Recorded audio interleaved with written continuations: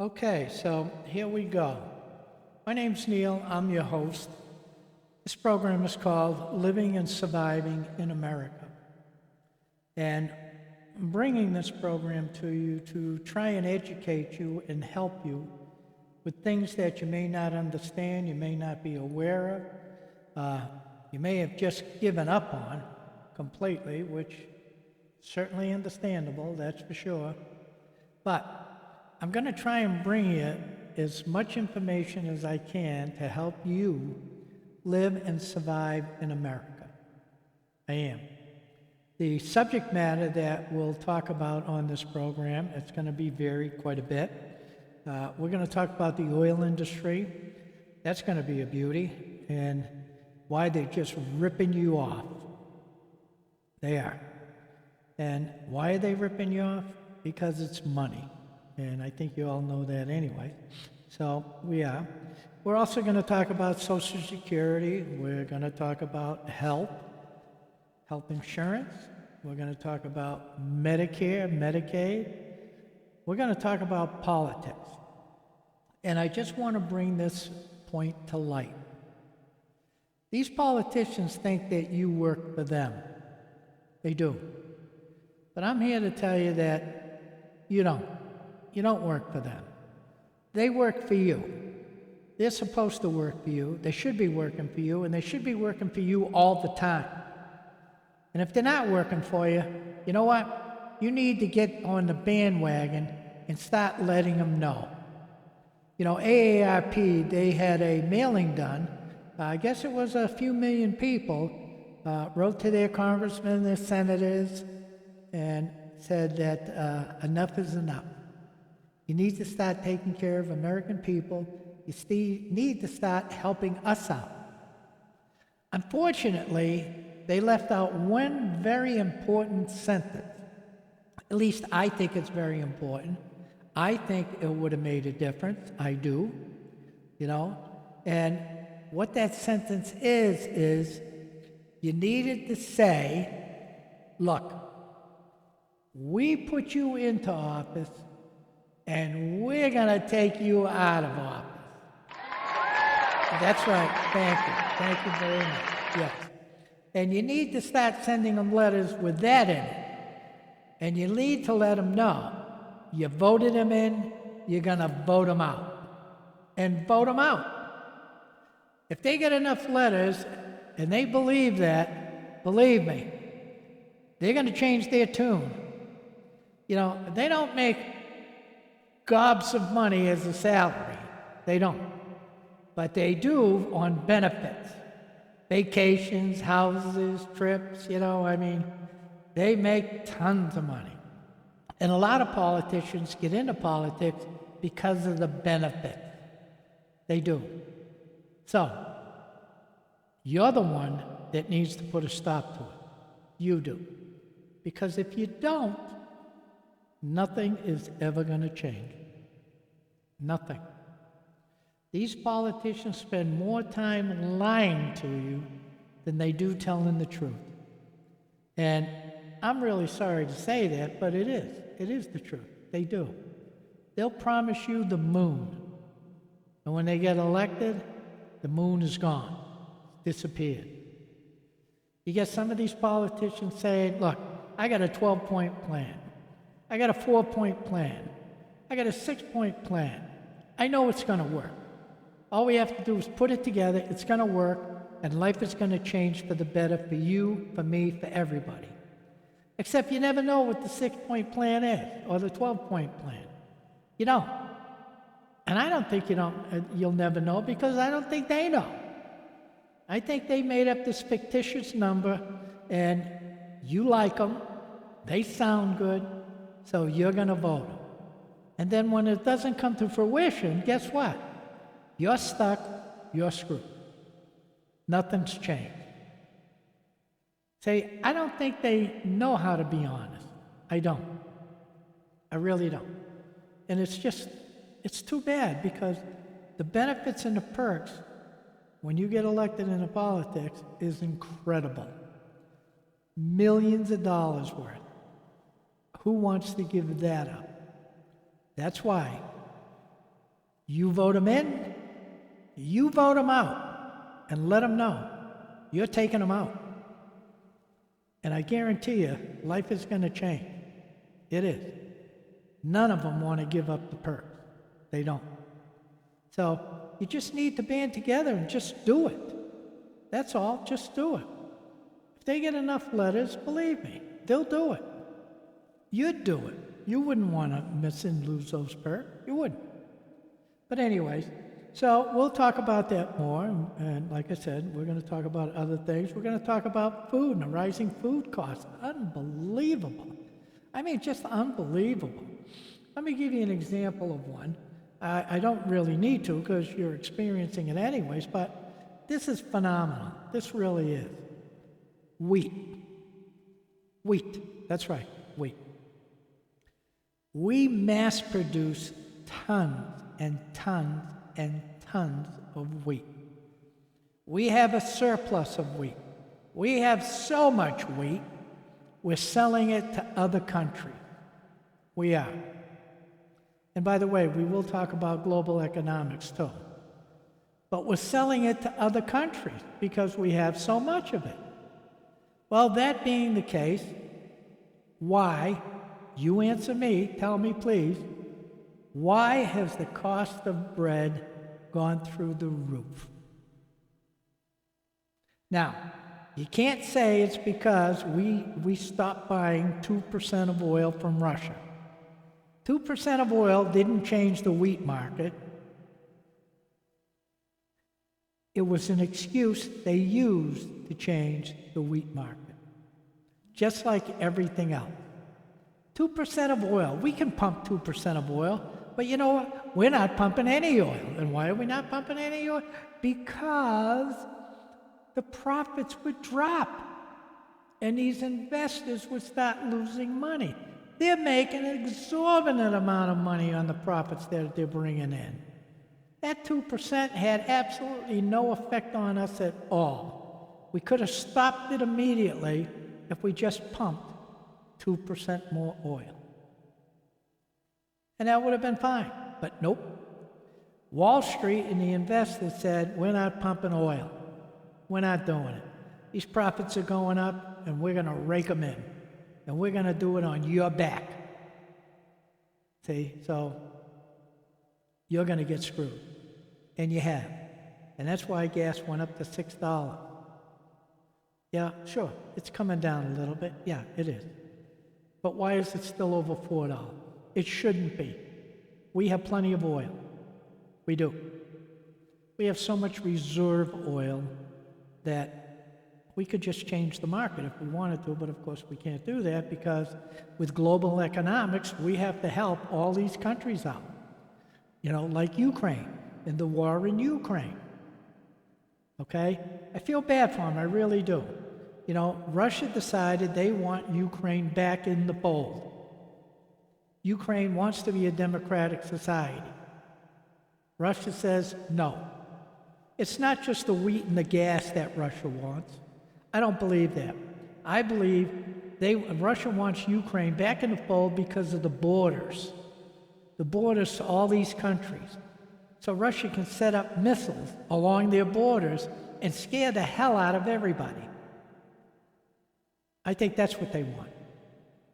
They've already destroyed all the cities. They're not going to rebuild all those. Are you kidding? It's going to take 100 years or more to build all those. They turn these cities into just rubble. So it can't be the wheat or the gas. It's got to be the borders as well. And probably primarily the borders. But you know what? The Ukraine is not even part of NATO. It's not. Wants to be, trying to be, but it's not. You know? So, Russia is threatening them with nuclear weapons. Terrible. Not good. Not good. So, but that's what happens, you know? It is. So, you just gotta figure out a way to get past it. Just do. But the United States, listen, these companies are greedy. absolutely greedy. You know, we have plenty of wheat to make plenty of bread. But why the prices go up so high? $3.50, $4, $5 for a loaf of bread. And you don't even get a loaf of bread. You get a half a loaf, you get 3/4 of a loaf, but you don't even get a full loaf anymore. So they want to increase profits even more. And they're doing it to take advantage of you. They really don't care about you. It's money. It's always money. It's greed. You know? And you let them get away with it. You do. I know. You don't think there's anything you can do to change it. You don't. But, you know, there really is. There's a lot you can do. Like the price of gas. These oil companies. They don't care about you. They care about their investors. They want their investors to make a lot of money. I mean, they're making billions and billions of dollars in profits. But you know what? Let me give you a good idea, something you can try. I'll tell you, it'll get people thinking. It'll get them moving. Why don't you just boycott some of these gas stations? You know, like Exxon. Why don't you just boycott Exxon and don't buy gas from them anymore? At all. Anywhere. They'll have a surplus of oil. They'll have a surplus of gas. They'll have a surplus of everything. You know, because nobody's buying it. But if you boycott them, guess what do you think will happen? You think the price will come down because they want to move all that because they're not making any money off of you? You better believe it. It will come down. Just don't buy gas from them anymore. And then pick another one and don't buy gas from them. You know, if you just boycott them for 6 or 7 months and they start losing all that money, believe me, they will start dropping prices because they need the revenue. They need you to spend your money in their gas station. So it's just an idea. You know, you think there's nothing you can do? There is. There's a lot you can do. There's a lot you can do about everything. Just do it. That's all. You know, the politicians, look, you voted them in. They think that you work for them. They really do. Because they don't get anything done. They promise you the moon and everything, and you never get that done either. You know, as we discussed. But, like I said, you voted them in, guess what? Vote them out. And do it. It's the same with the Supreme Court. We're going to be talking about that. I just can't get over this. The Supreme Court. It's supposed to be a body of justices that are passing laws to protect the people of the United States. Not some of the people, not half the people, but all the people. And they're supposed to keep politics out of it. They don't. Politics are so deep into the justice system now, it's incredible. It just is.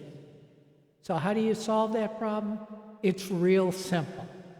It is. You put term limits on Supreme Court justices. That's it. So they get in, and they screw everything up. They have term limits, and you get rid of them, and you bring in people that really want to do the job, that care enough about you to do the job right. No such thing as lifetime appointment. Doesn't exist, shouldn't exist. Why on earth did we give Supreme Court justices the right to stay there forever? No. You should have 10, 12, maybe 15 years as a Supreme Court justice, and that's it. It expires. It's over. They're gone. And you bring in new ones. You do. That way, you have some control. You do. But what's wrong with it? Really, what's wrong with it? You know, you can bring a Supreme Court justice in and bring them in for a certain period of time, and then they're gone. But you also have veto rights, too, where you can vote them out if they're not doing the job at all, if they're too political, which a lot of them are, very political. So there is a way you can get rid of them. Think about it. That's all. Just think about it. Remember, these politicians work for you. You decide you want term limits on Supreme Court justice. You just threaten all these politicians. You don't set this up. You don't do it right. You don't take care of it. You don't do what's right for the country. We're voting you out of office. You'll be gone. And then they'll lose all that money. So, no, they don't want to lose all that money. God forbid. So, we're going to talk about that too. We're going to talk about unemployment in this country. Unemployment's only 3.6%. That's it. Very, very low. Very low. How are the Mexicans stealing all our jobs? I ask that question because here's what I don't understand. We have 11.3 million vacancies that need to be filled. We don't even want to fill them. We don't. We don't want those jobs. We don't want to pick pineapples, lettuce, back-breaking jobs. We don't want to do it. But we want to prevent them from doing it, so we'd rather have the companies go out of business or raise the prices so high that you can't afford to eat it anyway. There's an abundance of jobs. We don't want to do the jobs. We don't. So come on. I don't want to hear that Mexicans are taking our jobs. They're not taking our high-tech jobs. They're not. They're not taking our executive jobs. They're not taking our management jobs. They're taking menial jobs that we don't want to do. Let them do it. Keep the companies in business. Keep the money flowing. For crying out loud, think about it. Use your head. Do some research. Don't just believe what all these politicians tell you. It's not the truth.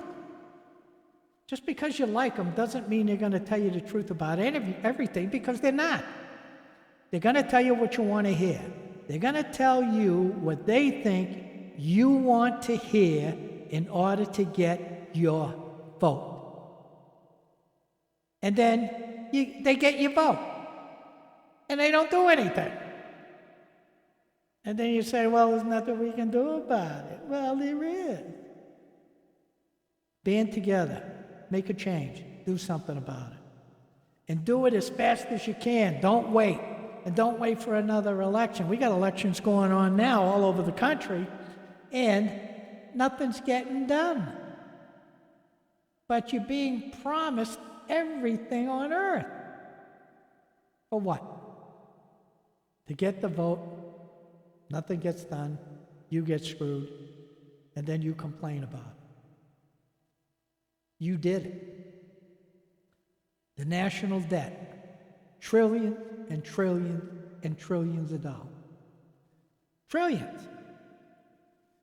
Your great-grandfathers, your grandfathers, and your fathers, they did nothing to stop it because they probably believed there's nothing they could do. But there is. There is. There's a lot you can do. We don't have to take care of everybody in the world. That's not our responsibility. We're trying to make it our responsibility. We want everybody to believe that we are the best country in the world and we're going to take care of you no matter what. So we take care of Ukraine and ship them arms and everything else, to the tune of $50 billion or more. You think we're going to get it back? I doubt it seriously. I do. Except that's our tax money. That's going to foreign countries. We need to leave our tax money here at home and take care of us. $50 billion plus takes care of a lot of programs in this country to make life better for you. Just remember that. We don't need to have a $1 billion budget for the military. We have enough nuclear bombs. We have enough missiles. We have enough weapons to take care of any problem that might happen. And you think we're going to be invaded by a country? You think they're going to shoot over a couple of million military people to invade California from China? You're out of your mind. It's not going to happen. Just crossing the ocean. We'll drop a nuclear bomb in there and we sink them all and drown them all, and that's the end of it. If they want to send a missile over, we'll send one back. You think they want World War III? No, they don't. And we're going to talk about gun control as well. Yes, I know. There is an amendment. You have a right to carry guns. I understand that. I do. But we are going to talk about the pros and cons. We're also going to talk about abortion. We are. That's a major subject matter right now we're having problems with. We're going to talk about health care in this country. It's deplorable. It needs to change. We're going to talk about diabetes. That's like 1 in 10 people in this country have diabetes. And we're going to talk about prescription drug and medication. We have a medication out there right now, it's called insulin, that's been around for 100 years. And it's exorbitantly expensive. Why? Why, if it's been around so long, does it have to be that expensive? Like $200-300 a month for insulin? It's been around 100 years. Come on. These pharmaceutical companies are just ripping you off for the profit. They don't care about you. They care about money. That's what they care about. Some of these drugs out there cost $1,000 a pill, $10,000. If you want to live, you got to buy it. Not, well, so what? That's absurd. It really is. But anyways, that's what we're going to do. We're going to talk about the generation, the XYZ generation, the millennium generation. We're going to talk about the debt they're going to get stuck with. And they are. Somebody's got to pay it. We're going to get into Social Security, and you're really going to get educated. You are. Social Security should never even worry about being broke. And right now, estimates are by 2030, Social Security is going to be broke. That means you don't get it, I don't get it, it's gone. That's unbelievable. But we'll talk about that. But anyway, that's it for my show. I'm going to do it again next week. I am. So I hope you join me. I hope you enjoyed the show. Tell your friends. God, tell your enemies too. You know, to give you something to talk about. And then we'll see where things go, whether or not we can make a change. Because we should be able to make a change. We sure should. So, I hope you've enjoyed the show. Please let me know. And then, okay, all right, thanks. I appreciate it. Yes, I do. So, we'll do that. And then next week, we'll continue on. We'll start getting into unemployment. We'll get into Medicare, Social Security. We'll get into health. We'll get into things that really are going to affect you. So, take care. Be safe. Thank you, and good night.